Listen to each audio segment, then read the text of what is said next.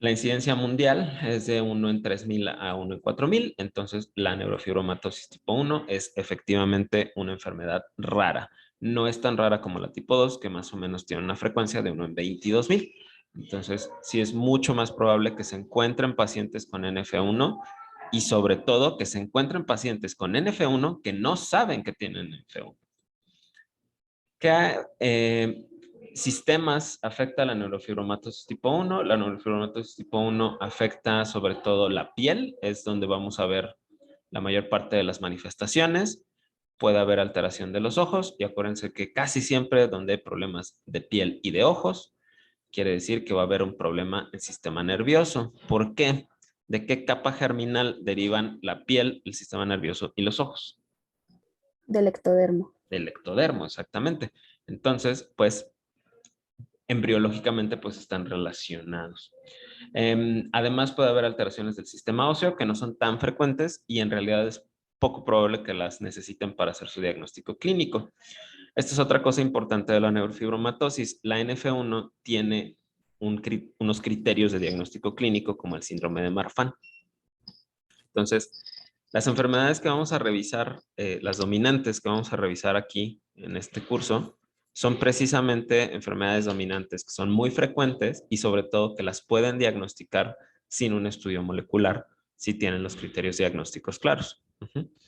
Obviamente, si no les cumplen todos, pero tienen la sospecha, pues ahí sí ya me lo mandan o a su genetista de confianza. Bien, Virchow fue la primera persona que describió la aparente heredabilidad de la neurofibromatosis. Describió también un par de casos, aunque no le puso el nombre. Quien le puso el nombre fue precisamente este señor bigotón, también alemán, Friedrich Daniel von Recklinghausen. Él nació en Alemania en el siglo XIX, justo cuando en Europa estaba naciendo la neurología, pues él estaba justo en ese rollo también. Él fue alumno de Virchow, él fue su asesor de tesis doctoral. Y después de estudiar el cuerpo de una paciente conocida como Mary Kintz, fue que se interesó en estudiar el sistema nervioso. Von Recklinghausen también era neuropatólogo, o más bien se volvió neuropatólogo como su maestro Virchow. Bien, lo que describe, esta es la paciente, esta es Mary Kintz. Si se fijan, tiene un montón de crecimientos sobre la piel. Estos son los neurofibromas. Y algo que describió von Recklinghausen es que la piel de todo el cuerpo tenía una coloración como café, que él la describe como sucia. Digo, obviamente no es un término adecuado para describir un paciente, pero tomen en cuenta que era el siglo XIX. Y lo que también se dio cuenta es que había manchas de coloración en el sitio del, de la piel, o sea, donde estaban los pequeños, como manchitas, perdón, los pequeños tumores, había cambios en la coloración de la piel. Había manchas más grandes que otras y había unas como más difusas que las demás. Pero lo que él describió es que así como estaban los tumores en todo el cuerpo, así estaban las manchas.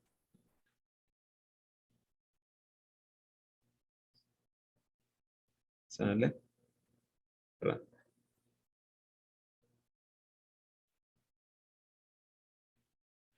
Ok. Bueno, a partir del estudio de esta paciente, von Recklinghausen pues estudió los tumores que conformaban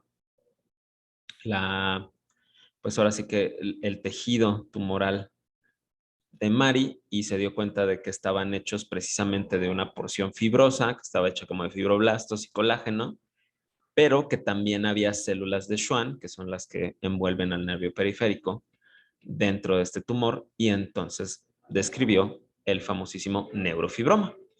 Esta grosería en alemán que está aquí, lo que significa es sobre los múltiples fibromas en la piel y su relación con los múltiples neuromas. Y entonces ahí fue donde realmente se creó el término de neurofibromatosis. ¿Sale? Después, en los años 1900, se describen lo que se llaman los hamartomas de Lis, que son lesiones hechas de melanocitos. De los melanocitos que le dan color al iris, se forman como pequeñas bolitas, como pequeños tumores benignos, y se les llaman nódulos de Lisch. Los nódulos de Lisch son importantes porque son parte de los criterios diagnósticos que fueron creados en 1988 por los Institutos Nacionales de Salud de Estados Unidos. Esos criterios no han cambiado. Se han propuesto que se agreguen nuevas situaciones a los criterios, pero hasta hoy en día esos criterios siguen sin cambiar.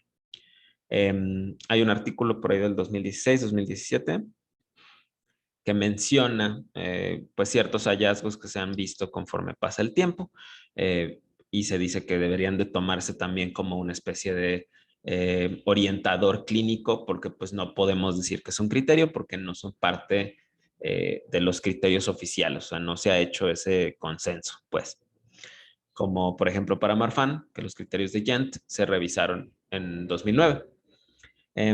Para 1990, Cawthon y sus colaboradores describieron o encontraron el gen, el NF1, y algo que nos vamos a ir dando cuenta conforme vayamos viendo estas enfermedades monogénicas es que muchos de los genes que están relacionados se descubrieron más o menos finales de los 80, principios de los 90, antes de que se completara el genoma humano.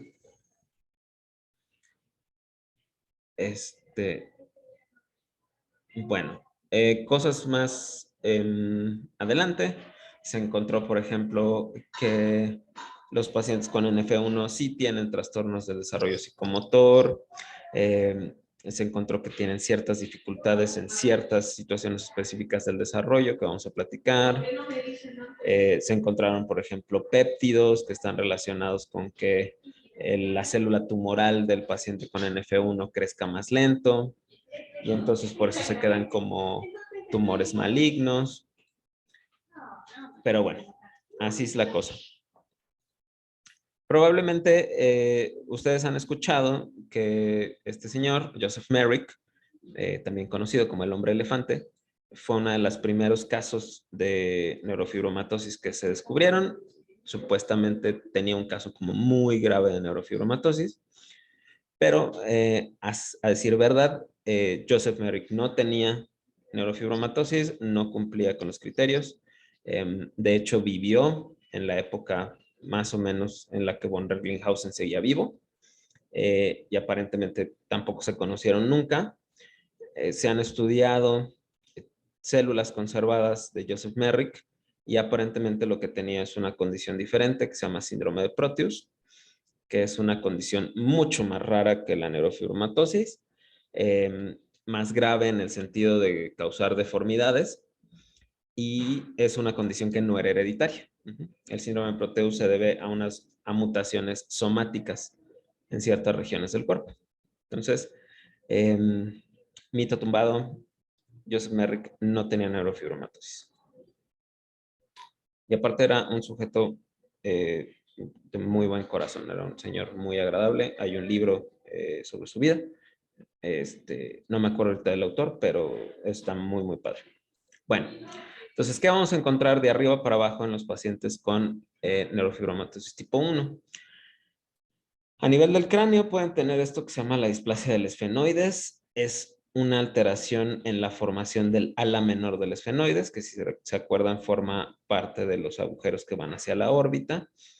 Este agujero como que está más grande, generalmente, y entonces eso puede provocar que el paciente tenga un exoptalmos pulsátil. Es parte de los criterios diagnósticos. Se puede ver en ¿cómo se dice?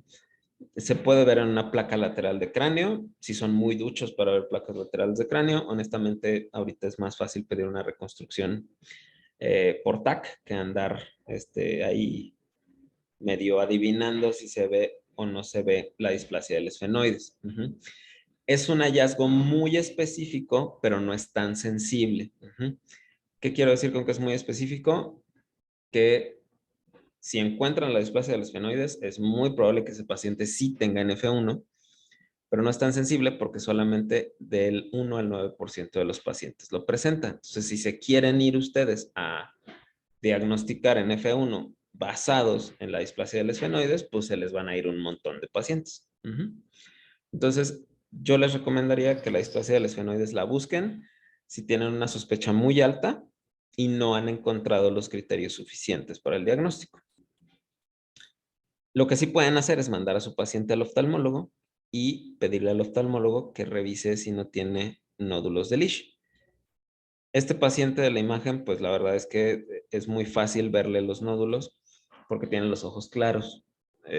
Misma situación con ciertas situaciones, condiciones, perdón, como las manchas de Brushfield del niño con síndrome de Down. O sea, el niño con síndrome de Down, cuando tiene el ojo clarito, se ven muy padre lo que se llaman las manchas de Brushfield. Pero en los pacientes latinos, que solemos tener ojos cafés, es más difícil. El nódulo de Lisch es igual, se necesita la lámpara de hendidura. Entonces, sí, manden oftalmología al paciente que tenga la sospecha, porque también es criterio diagnóstico y estos sí son mucho más frecuentes. Otra situación que se ha visto, este no es criterio, pero es muy frecuente encontrarlo. Los pacientes con neurofibromatosis suelen tener macrocefalia y algunos suelen tener talla baja. Obviamente no se van a encontrar a un paciente como con acondroplasia, pero pues van a ver a un chiquitillo que está un poquito más chaparrito de sus percentilas. Pónganle ustedes que está en la percentila 5, en la percentila 10, pero el crecimiento del perímetro cefálico sí está más allá de la percentil 90. Entonces, sí puede ser muy notorio. En algunos casos, esta macrocefalia, de acuerdo a estos autores, puede ser un signo que les esté avisando que hay un glioma del nervio óptico. ¿Por qué? Pues porque la mayoría de los pacientes con macrocefalia que tienen F1 también tuvieron un glioma del nervio óptico. Y los pacientes que no tuvieron glioma del nervio óptico, menor porcentaje presentó la macrocefalia. Entonces, pues ahí es una situación que les puede hacer buscar la presencia del glioma del nervio óptico, que ahorita vamos a ver. ¿Sale? Aparte, hay que tener también en cuenta que la mayoría de los pacientes con NF1 van a tener algo que se llaman los VOs o objetos brillantes no identificados, como un OVNI pero con B grande en la resonancia magnética. O sea, van a tener hiperintensidades que en realidad no se pueden caracterizar como lesiones. Y es pues algo relativamente normal. Ok. Bien, aquí está la resonancia magnética de un pacientito con NF1 que tiene un glioma del nervio óptico. Aquí está el crecimiento de la vaina del nervio óptico. Ese es el glioma del nervio óptico. Es un glioma y no es un schwannoma, porque acuérdense que en realidad el ojo es parte del sistema nervioso central histológicamente y embriológicamente. Y estos gliomas del nervio óptico pues pueden hacer que el niño tenga una proptosis muy importante, como esta. Tampoco son súper frecuentes, solamente se ven del 15 al 20%. Crecen muy lentamente, no son malignos, pero pues sí pueden alterar la agudeza visual del chavito. Entonces se sugiere que el paciente tenga una revisión anual hasta los 10 años de edad y después cada 2 años hasta los 18 años, ¿sale? Para ver cómo se estabiliza el crecimiento. Es muy complicado tratarlos también porque pues se pueden echar la vía óptica a la hora del tratamiento. Entonces, eso ya depende más del neurocirujano y del oftalmólogo, de cómo se pongan de acuerdo. Lo que nos interesa a nosotros es identificarlo.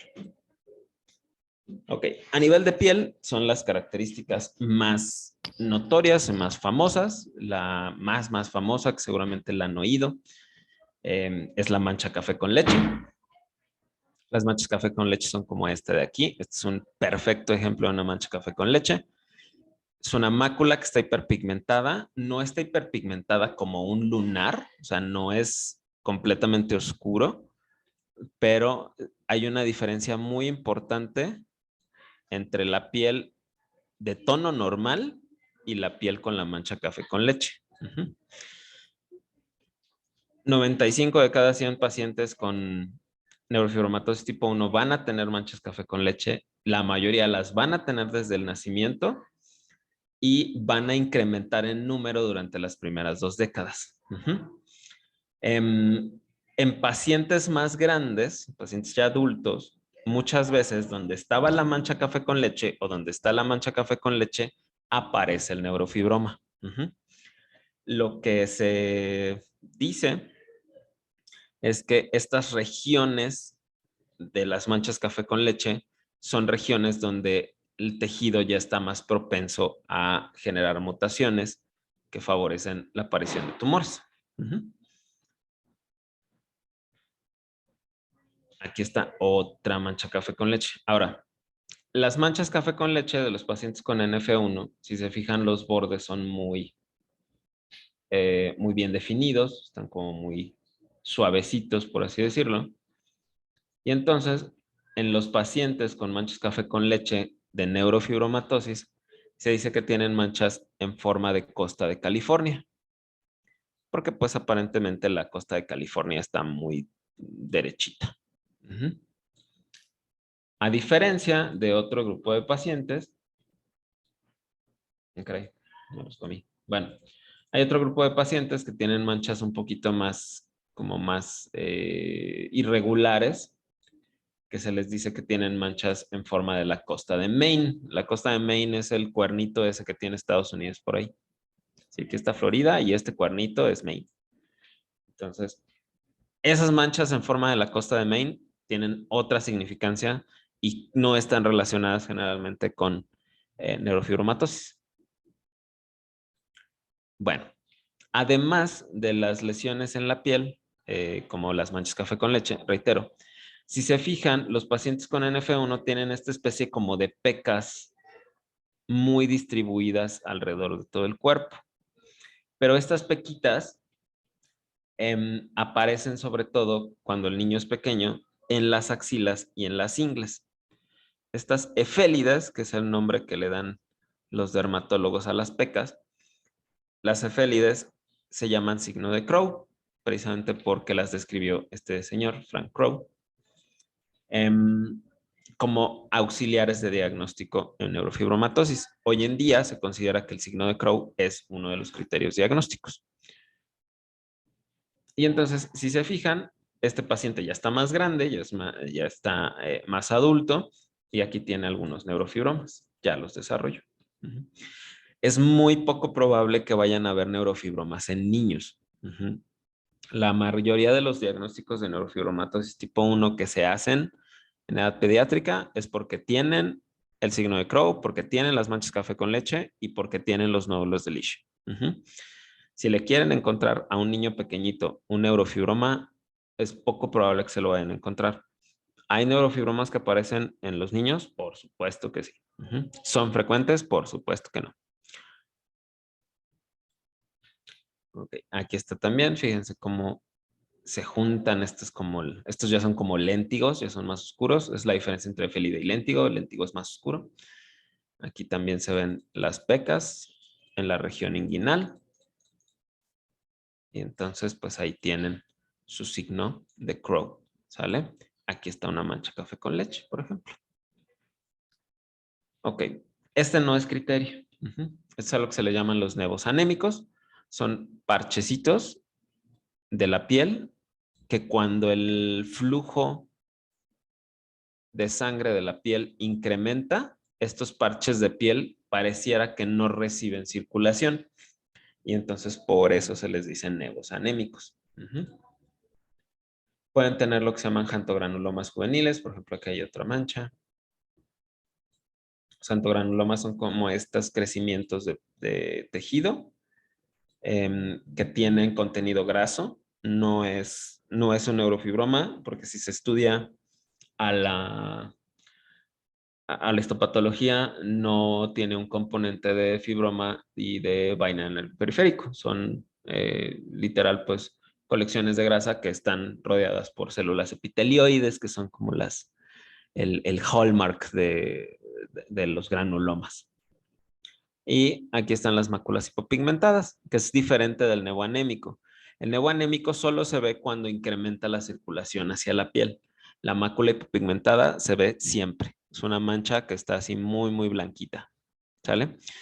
No se ve como, no se ve rosa como las del vitiligo, sino que se ve nada más como un poquito más clara de lo habitual. Este tipo de manchas no nada más aparecen en neurofibromatosis. Hay muchas enfermedades genéticas que tienen ese tipo de manchas y hay condiciones no genéticas que generan ese tipo de manchas. Por ejemplo, los niños o las personas cuando tenemos un color de piel más morenito y nos rascamos mucho un piquete o alguna costrita o algo así, es más probable que esa inflamación en la piel, por estarnos ahí molestando la costra, genere una mácula hipopigmentada. En personas de piel más blanca, de fototipos más bajos, puede dejarles máculas hiperpigmentadas. ¿Sale? Entonces, les prometo que cuando estén en el servicio les van a llegar niños con máculas hipopigmentadas y muchas tienen que ver con situaciones de exposición solar, muchas tienen que ver con que se rascan los niños, tienen que ver incluso con situaciones de desnutrición, pero si ven una mácula hipopigmentada y el chamaco está lleno de manchas café con leche, pues búsquenle otros signos de neurofibromatosis. Ok, los neurofibromas, perdón, pueden ser de varias clases. Los cutáneos y los subcutáneos son los más frecuentes y los que se llaman plexiformes son los más característicos. El que nos preocupa un poco más es el plexiforme difuso, porque el plexiforme difuso es el que generalmente se maligniza. Generalmente también no es tan frecuente. Y el plexiforme nodular es el que hace que se vean como estas bolitas. Entonces, estos son neurofibromas muy, muy grandotes. Los neurofibromas tienen una textura muy sui generis, o sea, no es como una verruga, no es como un quiste, o sea, porque tienen como esa consistencia como aulada, pero suave, no sé, o sea, tendrían que agarrar uno, la verdad.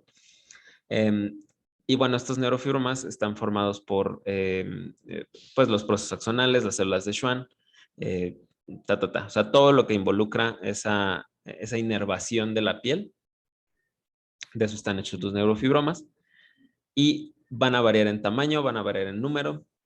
Hay pacientes que casi no desarrollan neurofibromas, hay pacientes que desarrollan muchísimos, como esta foto que están viendo.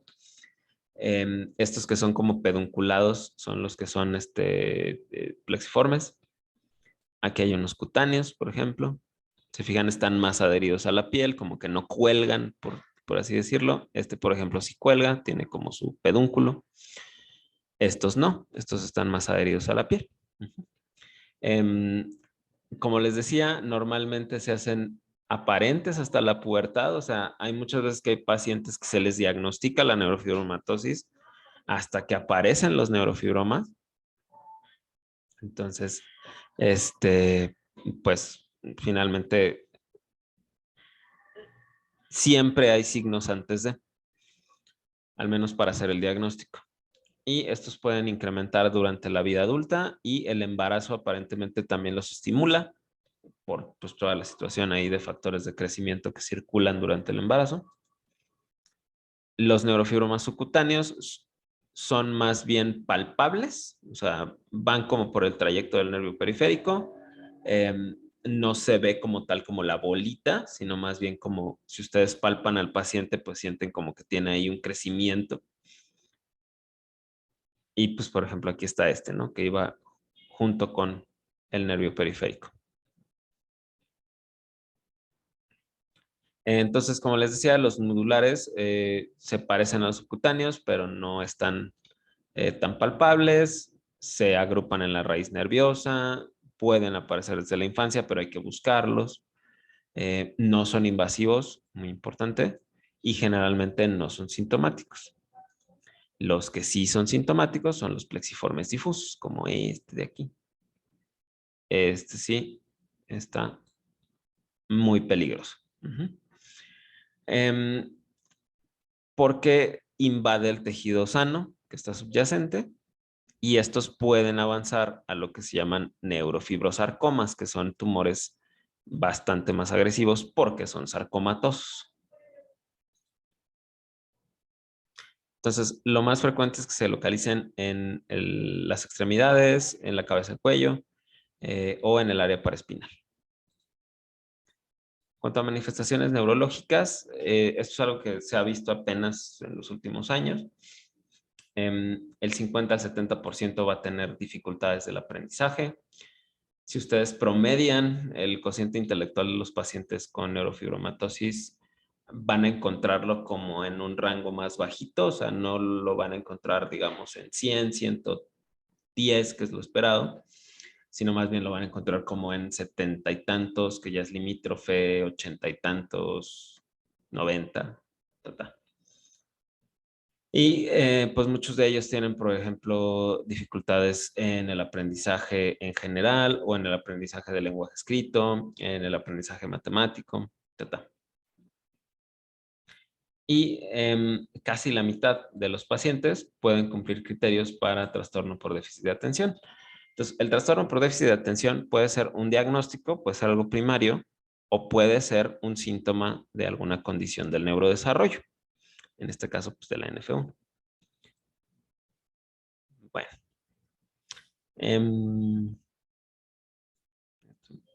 Importante. Aquí lo que sí estamos viendo en este reporte es que los cambios cognitivos son un poquito más, o sea, los cambios cognitivos tardíos, o sea, de cuando ya el paciente está más grande, suelen empezar de manera más temprana. O sea, el paciente con neurofibromatosis va a tener un inicio más temprano de su deterioro neurocognitivo esperado para la edad. O sea, si nosotros consideramos que los pacientes empiezan a tener deterioro neurocognitivo arriba de los 65 años, los pacientes con NF1 tal vez sea abajo de los 55 o empezando a los 55. ¿Sale? Sin embargo, pues también hay que tomar en cuenta que estos pacientes, desde que nacieron, pues tienen problemas para los procesos cognitivos. Entonces, no estamos diciendo que la NF1 sea una causa de demencia o deterioro neurocognitivo, sino más bien que estos problemas del desarrollo se arrastran hasta la tercera edad. Pueden tener escoliosis, pueden generar pseudoartrosis de las articulaciones, que es como esta fusión anormal. Pueden tener espina bífida, adelgazamiento de la cortical o sobrecrecimiento óseo. La escoliosis es muy frecuente y generalmente no está relacionada con que haya alguna masa que esté alterando la forma de la columna. Probablemente, como en el caso de los pacientes con Marfan, tiene que ver más bien con tono muscular. Las pseudoartrosis son esta forma de cómo está fusionada la tibia. Es como una formación anormal de la cortical, de alguna de las tibias.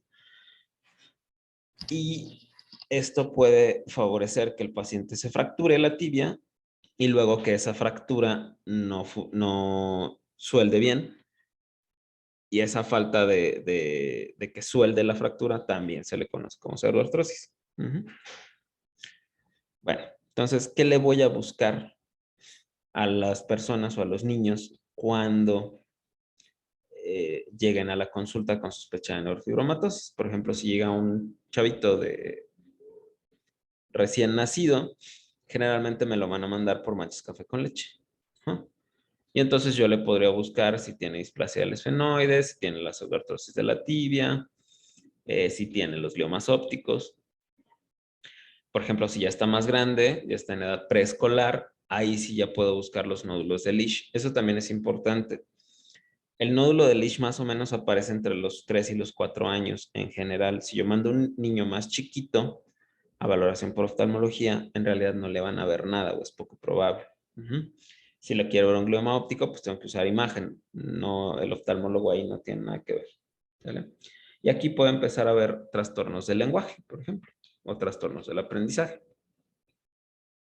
Si son niños más grandes, necesito revisar también siempre las manchas café con leche. A esta edad ya tienen bastantes manchas, o por lo menos las suficientes para hacer el diagnóstico. Ya pueden empezar a presentar algunos neurofibromas de los plexiformes, no de los difusos. Ya pueden desarrollar escoliosis y a lo mejor ya es un chavito que ya tiene, por ejemplo, un retraso en el crecimiento y que ya tiene además problemas en la escuela porque tiene aparentemente déficit de atención. Y en los adolescentes y en los adultos, pues más que nada me voy a abocar a buscar si tienen los neurofibromas. ¿Qué más se ha visto dentro del sistema nervioso central? Pues los gliomas ópticos que ya platicamos. Algo que es importante es que no aparecen tumores ni en la corteza cerebral, ni en el tallo, ni en el bulbo olfatorio. Eso es muy importante porque un diagnóstico diferencial de la neurofibromatosis es la esclerosis tuberosa, que también tiene manchas en la piel, también tiene en algunos casos discapacidad intelectual, pero los pacientes con esclerosis tuberosa pueden generar masas dentro del tejido encefálico. Entonces, si yo veo a este paciente con ciertas alteraciones de la piel y tiene tumor a nivel cerebral, pues me iría más a sospechar una esclerosis tuberosa. ¿Sale? Además, como les decía, pues tienen una predisposición a desarrollar eh,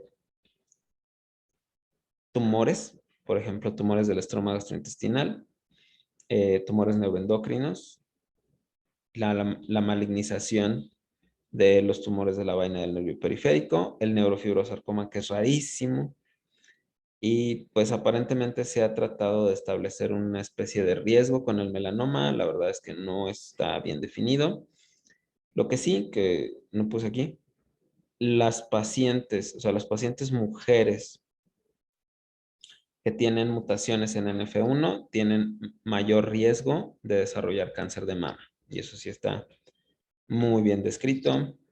Eh, Acá en cancerología alguna vez nos tocó ver a una paciente que se le diagnosticó NF1 porque se le hizo estudio molecular después de tener cáncer de mama. No tenía ninguna otra de las manifestaciones, pero pues tenía la mutación, tuvo el cáncer.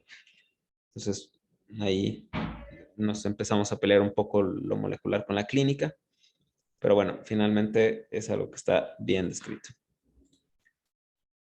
El diagnóstico de la neurofibromatosis tipo 1 se hace con estos criterios que están aquí. El primero son las manchas café con leche. Tienen que ser 6 o más. Si son niños pequeños, tienen que medir más de 5 milímetros, entonces tengo que medirlas. Y si son adolescentes, tienen que medir más de 15 milímetros. ¿Sale? Normalmente el adolescente que tiene estas manchas tuvo estas manchas más chiquitas. La aparición de 2 o más neurofibromas de cualquier tipo, cutáneo, subcutáneo, o un neurofibroma plexiforme, difuso o nodular, el que sea. Este es uno de los criterios al que le vamos a poner un asterisco. La presencia de las cefélides en la región axilar inguinal, que es el signo de Crowe. Ese es también muy fácil, se ve clínicamente. El glioma del nervio óptico, clínicamente va a estar difícil que lo encuentren si no tiene la proptosis el niño. Entonces, esa es como una cosa que hay que sospechar. Entonces, vamos a ponerle ahí un asterisco. Los nódulos de Lisch, que tienen que ser 2 o más. Una lesión ósea distintiva, ya sea la displasia del esfenoides o el adelgazamiento de la corteza de un hueso largo, sobre todo las tibias. Si van a pedir radiografías, pidan de las tibias. Y, cosa muy importante, un familiar de primer grado, ya sea su papá, su hermano o su hijo, que tiene diagnóstico de neurofibromatosis tipo 1. Entonces, ¿cuáles van a usar en la clínica? Así, más que cualquier otro, van a ser este de las manchas y este de las pecas. ¿Sale? Con 2 o más se hace el diagnóstico. Y entonces, si encuentran este y encuentran este y aparte revisan al papá y tiene los criterios, pues ya la hicieron. ¿Cuál seguiría si no encuentran estos? Yo les recomendaría primero que lo vea el oftalmo a la edad que debe de verlo, después de los 3 años. Este sería como el de segundo intención, por así decirlo. Otro de segunda intención sería pedirle la placa. Si esto sale negativo, entonces pídanle la resonancia. A ver si encuentran el glioma del nervio óptico. Y si no cumple, o sea, digamos que a lo mejor tiene las manchas de la medida que deben de ser, pero nada más tiene las manchas, espérense, vigilen a ese paciente y cuando le salga algún tumor, entonces ahora sí, a ver si patología me dice que es un neurofibroma. Entonces vámonos en este orden con los criterios, ¿sí? Primero los que pueda corroborar clínicamente, luego los que pueda corroborar con una interconsulta o con una placa simple, luego, ok, me tendré que fletar una resonancia y ya si no, reviso, le pido al patólogo que me revise ese tumor que eventualmente saldrá si es que sale. Hay una condición que se llama síndrome de Legius, que se caracteriza precisamente porque solamente tienen las manchas café con leche y no desarrollan lo demás. Entonces, incluso si después de todo esto, el único criterio que se cumple es el de las manchas, a lo mejor su paciente tiene un síndrome de Legius. ¿Sale? Bueno, ¿qué más podrían hacer? Pues el análisis molecular del gen NF1. Si se fijan, no es parte de los criterios. ¿Por qué? Porque estos criterios se hicieron en 1988. Todavía no se descubría el gen de la NF1. ¿Ok? Otras características que les pueden ayudar a hacer el diagnóstico es que tengan el nevo anémico, el xantogranuloma juvenil, las máculas hipocrómicas. Es muy frecuente que los pacientes con neurofibromatosis tengan estas dos características en la piel, que la piel se siente como aterciopelada y aparte la piel de la cara sobre todo se ve como si tuvieran paño, como esas manchas que le aparecen en algunas embarazadas o en gente grande, como que se hiperpigmenta la piel sobre todo de la cara y pareciera que tienen paño. Eso es lo que von Recklinghausen describió poco amablemente como que la piel se ve sucia. No es que se vea sucia, es que está hiperpigmentado. Y en cuanto a signos extracutáneos, pues por ejemplo, los cánceres asociados pueden tener cefaleas crónicas con crisis convulsivas, los trastornos del neurodesarrollo, la presencia de los OVNIs con B grande en la resonancia magnética, el incremento de la circunferencia cefálica. Acuérdense que si tienen a un niño con NF1 que tiene macrocefalia, háganle la reso para ver si no tiene un glioma. O los amartomas de la coroides, que en realidad son los nódulos de Lisch. Ok, ¿dudas hasta aquí?